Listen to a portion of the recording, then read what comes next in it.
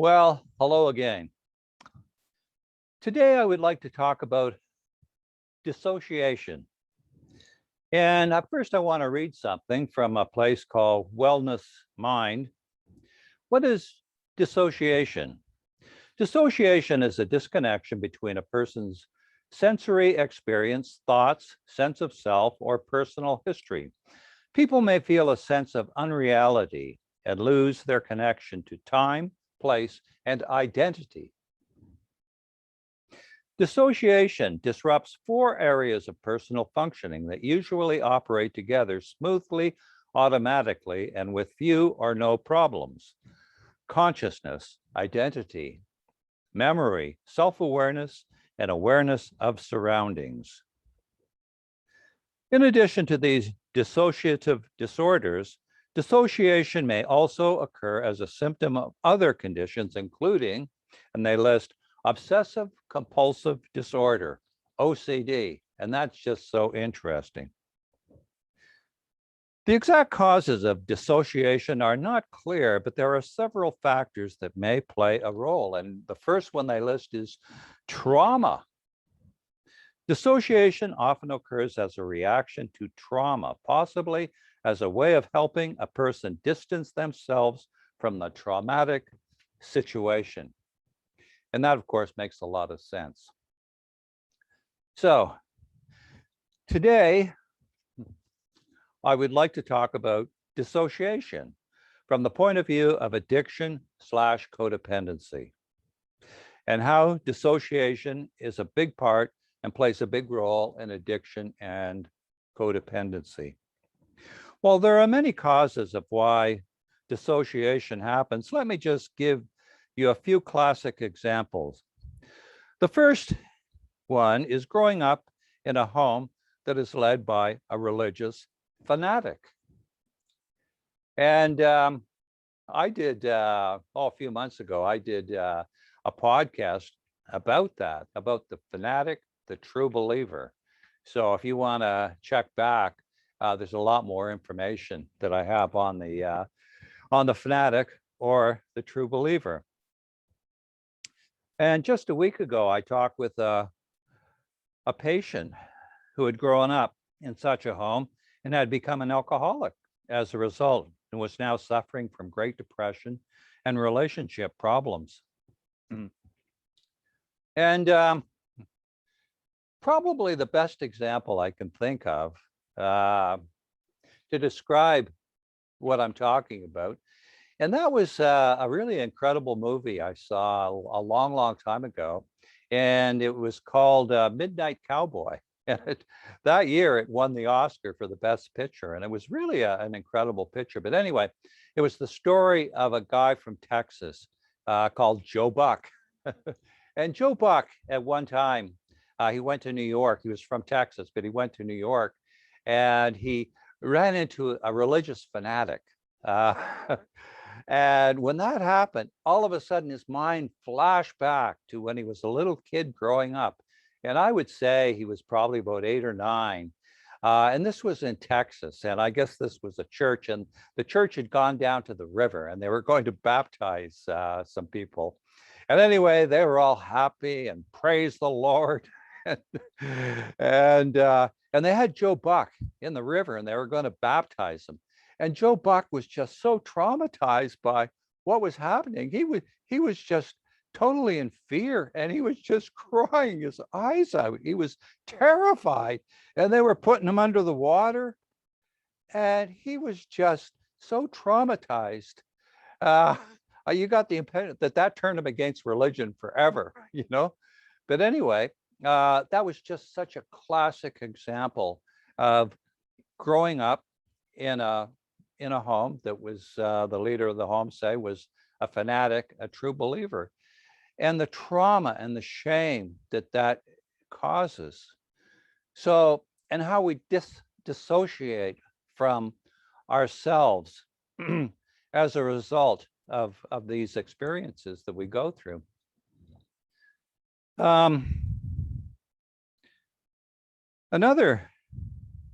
The true believer, the fanatic, is a great cause for childhood trauma and shame, and results in addiction and codependency. And we all know fanatics because they are ubiquitous. Another cause of dissociation is growing up in an alcoholic or dysfunctional home. Kids grow up not knowing who is going to show up, Dr. Jekyll or Mr. Hyde. The nice guy or the raving tyrant. It fucks us up royally. And just so many of us have been traumatized, abused by growing up in such a home. When we were born, we were free from this shame, this trauma. But it's kind of like, and I love this poem, which kind of describes what life is like until we get fucked up around age 4. And it's a beautiful poem by Christopher Morley. And I'll just read that poem to you now. The greatest poem ever known is one poets have outgrown. The poetry, innate untold, of being only 4 years old. Still young enough to be a part of nature's great impulsive heart, both comrade of bird, beast, and tree, and unself-conscious as the bee. And yet with lovely reason skilled, each day new paradise to build, a late explorer of each sense, without dismay, without pretense. In your unstained, transparent eyes, there is no conscience, no surprise. Life's queer conundrums you accept. Your strange divinity still kept. Being that now absorbs you, all harmonious, unit integral, will shred into perplexing bits, oh contradictions of the wits. And life that sets all things in rhyme may make you a poet too in time. But there were days, oh tender elf, when you were poetry itself.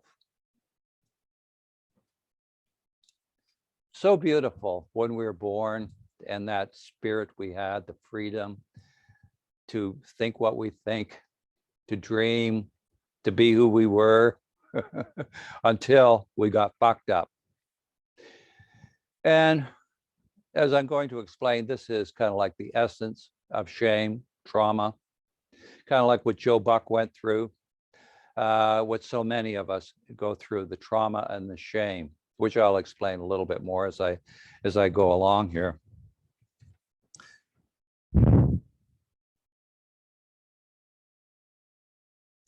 So, okay, we dissociate. How does this happen? Well, it happens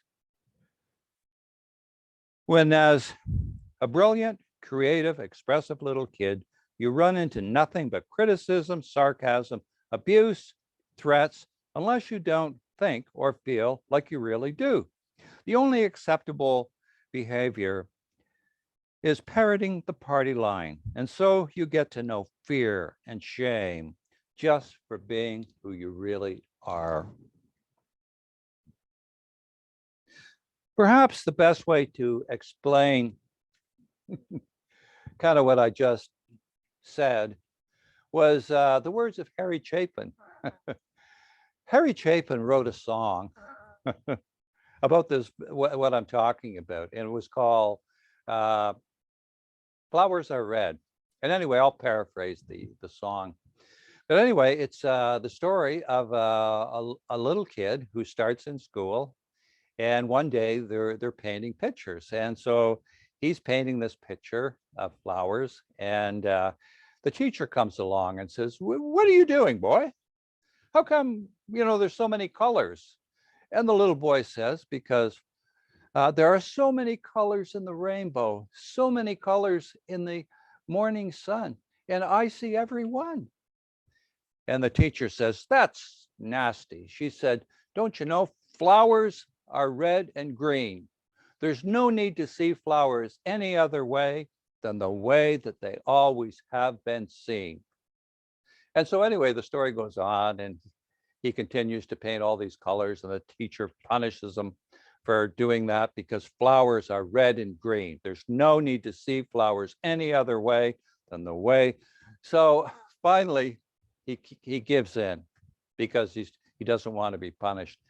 And a few years pass, and the little boy moves, his family moves to another area, and he's in school again, and he's once again, he's drawing pictures, the class, and the teacher comes along and she says, how come you're painting pictures and everything's red and green?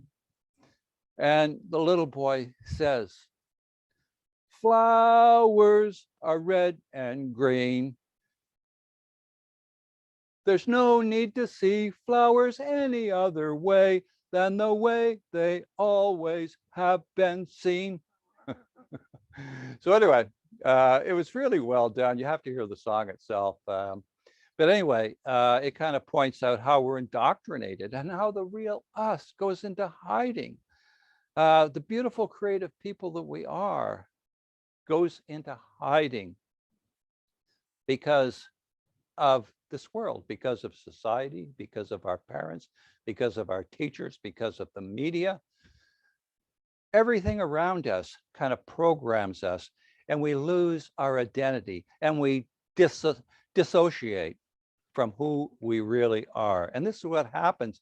And that shame and trauma, that shame and trauma that we carry with us is really the essence of our addiction and our codependency.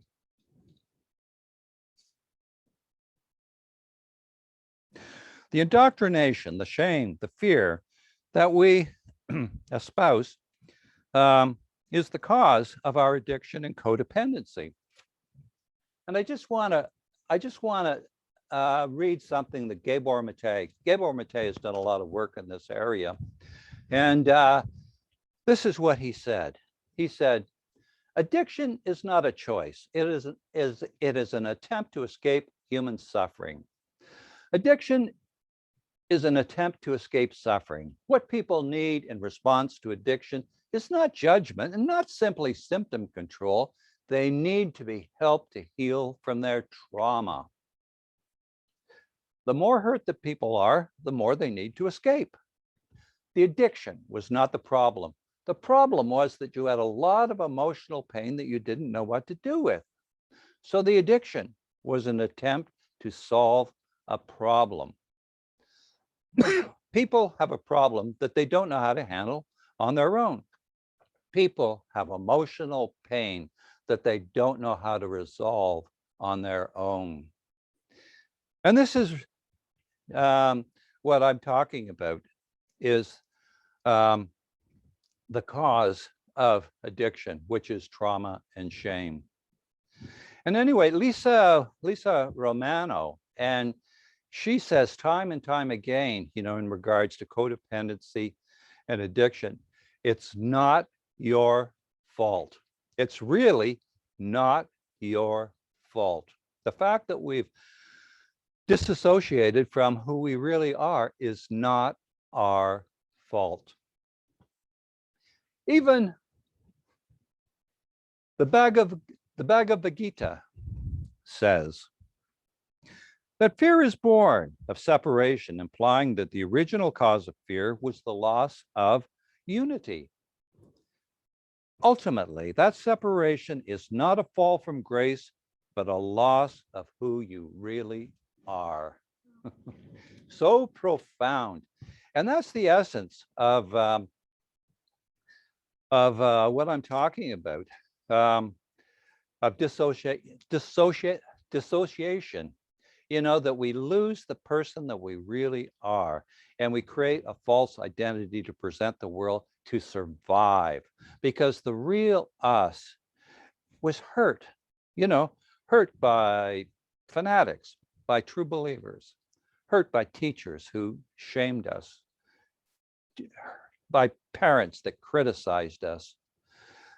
So the real us went into hiding. And we said, nobody's going to hurt the real me, the inner child. I'm going to protect that. So it will go into hiding. No one will see the real me. And what I create to present to the world will be a false self. And that's what we present to the world. We create a false self. And as time goes by, we kind of think that, well, that's really who we are. But it's not. The inner child is in hiding. And we did that just to simply survive. And so many of us are still surviving. And that's why the only time we feel like we should feel, like that innocent little 4-year-old who is free, is when we use. Whether it's alcohol or whether it's shopping, whether it's gambling, whether it's sex addiction, whatever it is, for a moment we can feel the way we want to feel. We're just trying to solve a problem. That loss of identity, the dissociation that happened to us. And anyway, this is what I'm talking about today. If you want to understand it better, this is my 34th podcast. And every podcast I've done, I'm talking about the same thing. I'm talking about getting our identities back. I'm talking about reinventing our life to become the people that we really are and we're really meant to be, and the freedom that we can have once the truth has set us free and we realize who we are, and we have the courage to step up to the plate and become the people that we really are. So every podcast I've done, that's exactly what I'm talking about. So if you want to understand more about this and how you get your identity back, go back and listen to every podcast that I've done. And, it's the most exciting journey you could ever possibly imagine being on. I've said many times in meetings, I said, the most successful thing I've ever accomplished in my whole life, and that's just being me. Just being me. And right now, this is me. This is the person that I really am. I don't know, 5, 6, 7 years ago, I wouldn't have even known what I know now, let alone being able to express it. And just to have the freedom just to tell my truth. And if you listen to all the podcasts, that's what I'm doing. I'm just being me. And I'm telling my story, and I'm telling the story of freedom that you can have it too, because this is what I do. So anyway, I was glad I was able to share that with you, and we'll see you next time.